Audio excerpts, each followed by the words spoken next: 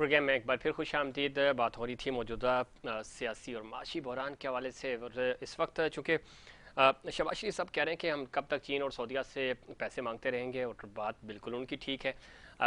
आपको ये चीज़ें पहले सोचनी चाहिए थी इक़्तिदार संभालने से पहले, और पाकिस्तान तहरीक इंसाफ भी इसी चीज़ पे बात करती थी। उस वक्त अपोजिशन उनका साथ नहीं देती थी। आज जब खुद इस हुकूमत को ये चीज़ महसूस हुई तो अब वो ग्रैंड डायलॉग की बात कर रहे हैं। बिल्कुल होना चाहिए डायलॉग। पाकिस्तान है तो आपकी सियासत है, और सबसे पहले पाकिस्तान होना चाहिए। आपकी माशी पॉलिसियाँ इस तरह की होनी चाहिए कि इक़्तिदार किसी के पास भी हो, कम से कम आपकी जो यूनिफॉर्म माशी पॉलिसियाँ हैं वो चलती रहनी चाहिए। अब पाकिस्तान तहरीक इंसाफ से भी रब्ता करने की कोशिश की जा रही है, उनको भी ऑन बोर्ड लेने की कोशिश की जा रही है, और तमाम पॉलिटिकल स्टेक होल्डर्स, एस्टैब्लिशमेंट और जितने भी हमारे स्टेक होल्डर्स हैं वो मिलकर माशी पॉलिसियाँ बनाने की कोशिश कर रहे हैं ताकि पाकिस्तान माशी इस्तेकाम की तरफ जा सके। बांग्लादेश की बार बार बात हो रही है, और बांग्लादेश में हमने देखा कि 1990 के बाद 2 हुकूमतें आई हैं, मुसलसल उन्होंने हुकूमत की, और बांग्लादेश आज हमसे माशी तौर पे मुस्तहकम हो चुका है, इंडिया से बेहतर हो गया। और उसकी वजह ये बनी कि उन्होंने माशी पॉलिसियाँ जो हैं वो लॉन्ग रन पॉलिसियाँ बनाई, और उसका आज फ़ायदा बांग्लादेश को बराह रास्त हो रहा है। मुसर्रत न्याज़ी साहबा, डायलॉग की बात होती है, और मिसाक जमहूरियत हुआ था, अब कह रहे हैं जी चार्टर ऑफ इकॉनमी होना चाहिए। होना तो बहुत कुछ चाहिए, लेकिन साथ ही साथ जब नैब ख़त्म कर दी जाती है, नैब का प्रपोजल मुस्लिम लीग नून का था, आप लोगों ने बनाया, एक दूसरे पे केसेस बनाए, सियासी तौर पे इस्तेमाल किया, आज उसको ही आउट कर दिया। अब ज़ाहिर है कोई अभी डॉक्टर समीना मतलूब साहबा कह रही थी कि इनको तो फ्रेंडली अपोजिशन मिली हुई थी, आपके पास तो अपोजिशन ही नहीं है, इतने चिल्ड माहौल बना हुआ है, जो फैसले आ रहे हैं, जो बिल आ रहे हैं सेकंड टू में मंजूर हो रहे हैं, और जो पुराने पाकिस्तान तहरीक इंसाफ के बिल थे उनको बुलडोज किया जा रहा है।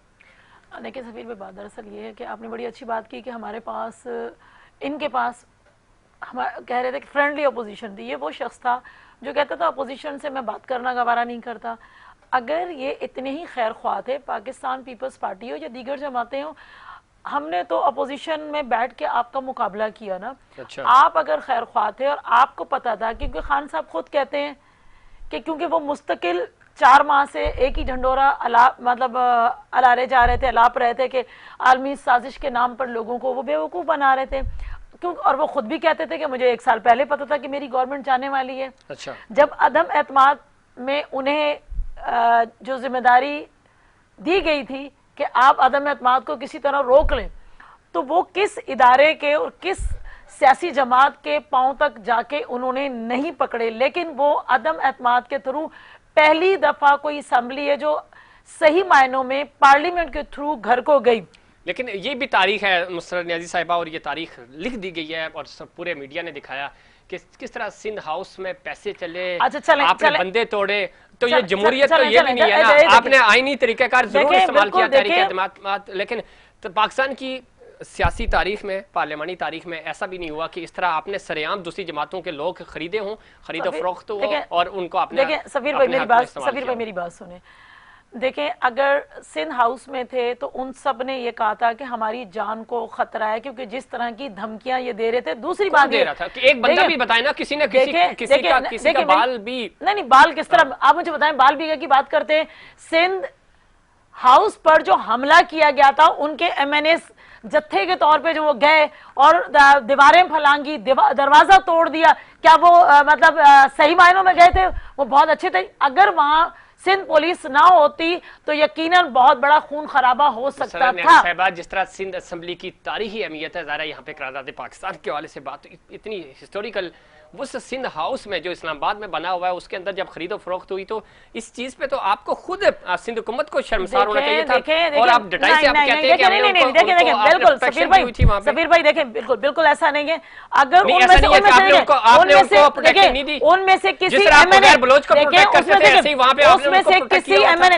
से किसी MNA ने किसी MNA भी मुझे साबित कर दे कि उन्होंने इलेक्शन जो हुआ पार्लियामेंट के अंदर, ऑपोजिशन लीडर बना के आपने राजा रियाज को बिठाया हुआ है, जो वहां पे बयान दे रहे थे। जिस बंदे का देखिए वो इलेक्शन लड़ेंगे, बड़ा सबूत और क्या होगा? अपोजिशन में अगर देखें, अपोजिशन में जितने भी लोग मौजूद हैं, उन्होंने अगर उसको बनाया है अपोजिशन, पाकिस्तान वही 4 लोग 4-5 हो या 10 लोग हो, तो बैठते हैं ना ये लोग, खान साहब की बैठते तो आप मजे लिए असूली इक़्तिदार में सियासत है आने ना, के, नजरियाती तो पोजीशन के बैठ भाई, जाते, नजरियाती पोजीशन में सियासत है, बैठ आपको उनको गले नहीं लगाना चाहिए था। किसको? आप इन्हीं को जबरदस्ती पकड़ के लाते और क्या पैसे दे के लाए, वो कह रहे हैं ना, देखिए बात दरअसल ये बिल्कुल नहीं हो सकता था। खान साहब को चाहिए था, अगर अवाम की खबर थी, अवाम देखिए आईनी तौर पे गए थे ना, किसी ने जबरदस्ती तो नहीं भेजा, आईनी तौर पे वो गए और 11 जमातें थी। आईन आपको इजाजत देता है आप पैसे दे, किसी ने पैसे नहीं दिए, किसी ने पैसे नहीं दिए, बिल्कुल पैसे नहीं दिए। अगर पैसे दिए होते या कोई ऐसी बात होती तो उसको कोई प्रूफ करता ना। ये क्या बात हुई? प्रूफ क्या करता? आपने न्याय भी उठा के खत्म कर दिया। गुजारा सैफी साहिबा, बिल्कुल कोई ऐसी बात नहीं हुई है। सिंध हाउस मंडी बना रहा, तकरीम की ये बात करते हैं, इज्जत की बात करते हैं, सरे आप लोगों की खरीदो फरोख्त हुई, उनमें से किसी ने वोट ही नहीं दिया। वोट देने से पहले ही डैमेज हो गया ना, वोट तो देने की नौबत ही नहीं आई। तो फिर उनमें से किसी ने वोट नहीं हुआ ना।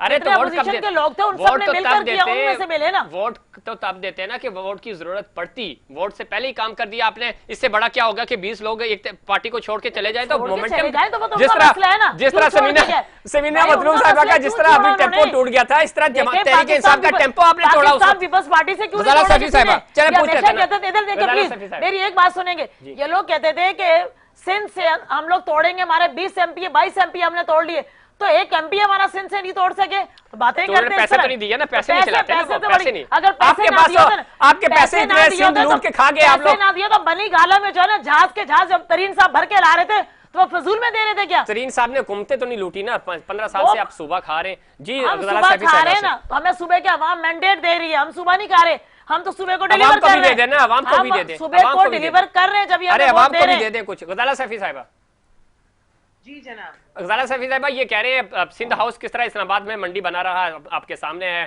सिंध में यहाँ अवाम रुल रहे हैं और जुल्फकार अली भुट्टो साहब का और मोहतरमा बेनजीर भुट्टो शहीद का लाड़काना, जो उनका पाकिस्तान पीपल्स पार्टी का सियासी किबला है, वहाँ पे कुत्ते के कांटे तक की वैक्सीन नहीं है। सिंध में आप खुद ज़ाहिर है सिंध की सियासत करती हैं, आपको पता है यहाँ के हालात क्या हैं, लेकिन पैसे इनके पास है इस्लामाबाद सिंध हाउस में लोगों को देने के लिए।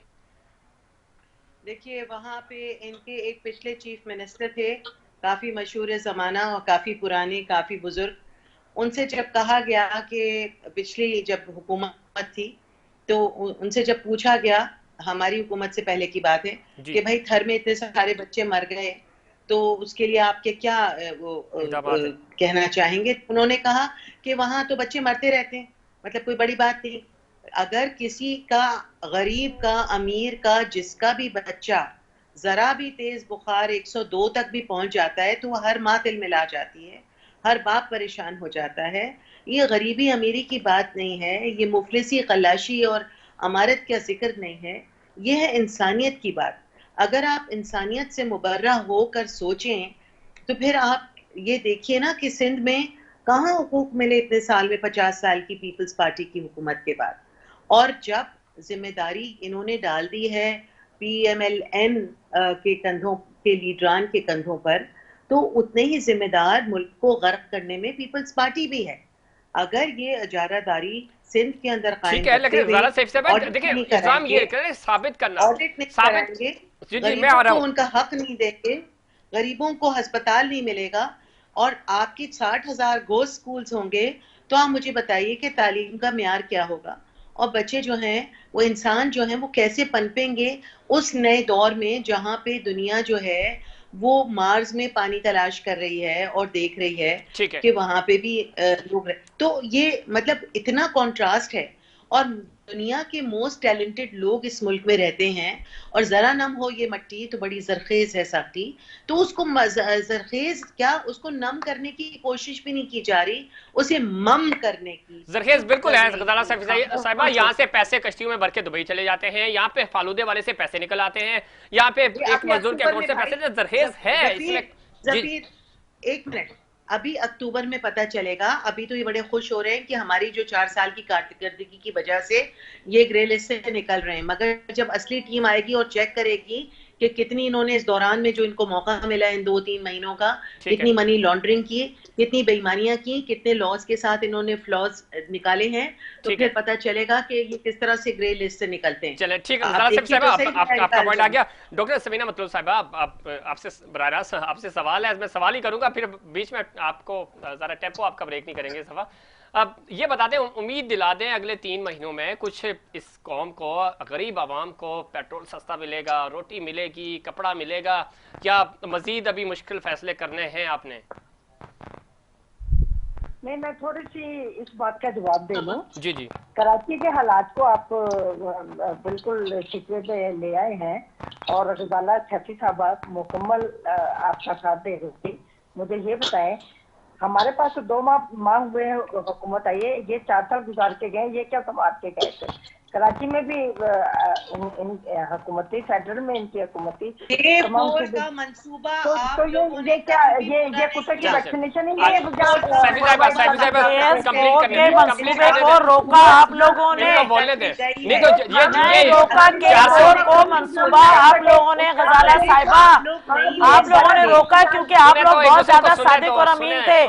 आप तीनों बात करेंगे तो और हैं अल्हम्दुलिल्लाह। हाँ, ये बिल्ली के खाम में चिचड़े। ये सादों को मेन का लेबल जो इन्होंने लगवाया हुआ है वही तो इन्हें मार गया है। अरे डॉक्टर साहब, 350 मंसूबे थे जो बराह रास्त वफाक ने कराची को दिए, सिंध को दिए, लेकिन उस पे चीफ सेक्रेटरी सिंध ने साइन नहीं किए, तो पाकिस्तान तहरीक इंसाफ क्या करे? पाकिस्तान तहरीक इंसाफ ने कुछ करना ही नहीं था। तो करना था, क्यों नहीं करना? 162 अरब का ऐलान करके जाते, वो कागजी ऐलान होता है क्या? उसमें से एक टेढ़ी बाई तो उन्होंने सूबे को 18वीं तरमीम के बाद सूबा तो आपके पास है, आपने सूबे को क्या दिया? यहाँ से जो पैसे लेके आप बातें ही कर, आपने सूबे को क्या दिया? रावल मार दिया आपने सूबे को, उधर बलोच दिया आपने सूबे को, गोली दी और लाशें दी, इसके अलावा सूबे को लाशें हमने नहीं दी और किसने दी? आपके कायम अली शाह साहब जाके ये इसी गैंग के से जाते हैं। हाँ, क्यों नहीं थी? क्यों नहीं दी? कभी भी नहीं दिया। समीना साहबा को कंप्लीट कर दे। ऐसा स्टेटमेंट दे ही नहीं सकते। तो क्यों ऐसा स्टेटमेंट वो दे ही नहीं सकते? स्टेटमेंट की बात नहीं कर रहा, वो मज़ार कायद पर बाद में आते थे, पहले जाके ज़ैर बलोच के पास हाजिरी लगाते।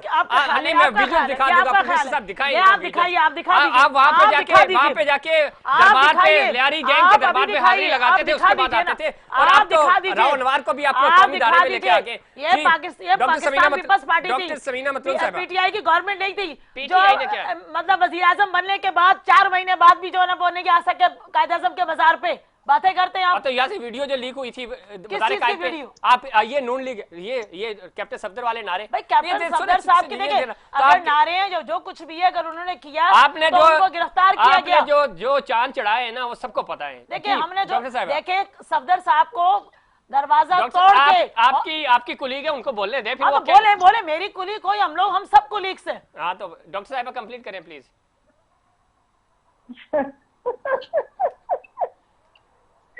मुझे ये बताइए, ये आज आपने प्रोग्राम कर रहे हैं या ये मछली बाजार लगा लिया आपने? देख लें, हम तो सवाल ही कर रहे हैं, तो फिर आप सारे एक साथ बोलेंगे तो फिर मछली बाजार ही बन जाएगा, जिस तरह असेंबली में होता है। तो वो कमजोरी किसकी आ जाएगी? देखिए, कमजोरी तो फिर हम क्या बोले, फिर ख्वातीन हम तो कहते हैं कंट्रोल किसका? आप सुन ही नहीं रहे, कंट्रोल क्या? समीना ये सब सफीर लड़वा रहा है। अभी इतनी देर बाद आपका टेम्पो बना, अब आपने मुझ पे ही चढ़ाई शुरू कर दी। देखिए ना, अब आप ये कह रहे हैं कि भी उन्होंने साइन नहीं किए थे, कंट्रोल तो फिर अब इस प्रोग्राम में आपका ही होना चाहिए ना। वफाक ने अगर डॉक्टर साहब आपका टेम्पो बहाल हो गया, अब आप जवाब तो दे दें। नहीं, मैं वही जवाब दे रही हूँ कि ये 4 महीने पहले ये 2 महीने पहले ही इनके पास हुकूमत थी, तो जो कुछ ये करके गए हैं उसका तो ये हिसाब किताब दें। ये इन्होंने क्या किया? अच्छा, आप 35 साल का हिसाब ना दें, इनसे 4 साल का हिसाब मांग रहे हैं आप। हाँ, तो ये हमारे 15-15, 20-20 साल, 40-40 साल हमारे, लेकिन हिसाब कौन देगा? आपने नैब को ही खत्म कर दिया डॉक्टर साहब। ये वैसे क्या किया आपने? नैब खत्म करते जा रहे ताकि बिल्कुल भी नहीं। आपको किसने कहा? वो आपने बिल का टाइटल पढ़ा है? पढ़ा है, बिल्कुल। ये देखिए ना, जिस तरफ आप लेके जा रहे हैं उसको बिल्कुल पढ़ा है मैंने। जिस तरफ आप लेके जा रहे हैं इससे तो मैं तो पकड़ा जाऊंगा, लेकिन आपका जो जिसने अरबों रुपए की करप्शन की वो तो नहीं पकड़ा जाएगा, क्योंकि उस पर तो नैब हाथ ही नहीं डाल सकेगी। मेरी एक बात सुने जी। तो इनके दौर में ये वो बिल है भी 2021 का बिल है, इन्हीं का ही बिल है। आप ये ना कहें कि कितनी तरमीम तो आपने की ना भाई। अमेंडमेंट तो वक्त के साथ चलती ही रहती है। मुझे ये कैसा वक्त है कि अवाम के फायदे की कोई बात नहीं हो रही, जहां आपका फायदा है वहां पे तरमीमें एक साथ ही हो जाती हैं। मेरी बात सुने ना। जी जी जब वो पुराना बिल 2021 का ये यूटिलाइज कर रहे थे, ठीक ये है। नैब को किसके खिलाफ इस्तेमाल कर रहे थे? क्या इनके इर्द गिर्द चोर उचक्के नहीं कर रहे थे? तमाम के तमाम माफिया इनके इर्द गिर्द खड़ा था, गंदम माफिया, इन्होंने तो एक चीनी भी केस नहीं माफिया, बनाया आपके खिलाफ, और सारे हाँ केसेस जी, आपने एक दूसरे पे बनाए हुए थे सारे। मालूम जब्बा माफिया। मुझे ये बताएं कि वो नैब इनको वो कोई चले एहतसाब में ला रहा प्रोग्राम था, प्रोग्राम का वक्त एहतसाब खत्म के हो गया। दायरे डॉक्टर में ला सकीना रहा मतलूब था, साहब बहुत नहीं शुक्रिया ला आपका, रहा था। गजाला सैफ साहब, सरनियाजी साहब आपका भी बहुत शुक्रिया। नाज़रीन ये था हमारा आज का प्रोग्राम। उम्मीद करता हूँ दीगर प्रोग्राम्स की तरह आज का प्रोग्राम भी आपको पसंद आया होगा। मुझे और इनसाइड पाकिस्तान की पूरी टीम को दीजिए इजाज़त। अल्लाह ने